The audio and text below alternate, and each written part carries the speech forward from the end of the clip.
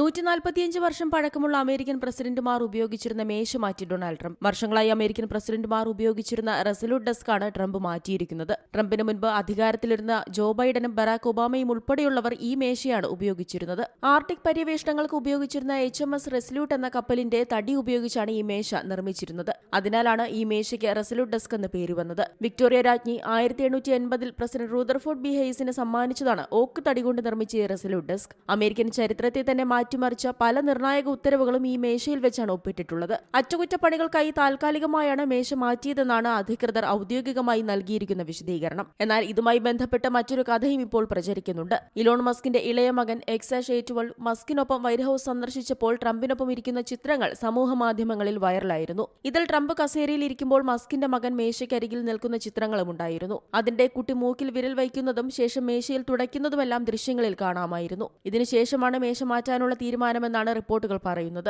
ഇതോടെ ജെർമോഫോബിയ, അതായത് രോഗാണുക്കളോടുള്ള അമിത ഭയമുള്ള ട്രംപ് മേശ മാറ്റിയെന്നാണ് മാധ്യമങ്ങളിൽ പ്രചരിക്കുന്ന വാദം. International desk, C Malayalam news. ഏറ്റവും പുതിയ വാർത്തകളും വിശേഷങ്ങളും വിരൽ തുമ്പിലറിയാൻ സി മലയാളം ന്യൂസ് എല്ലാ ഡിജിറ്റൽ പ്ലാറ്റ്ഫോമുകളിലും ലഭ്യം.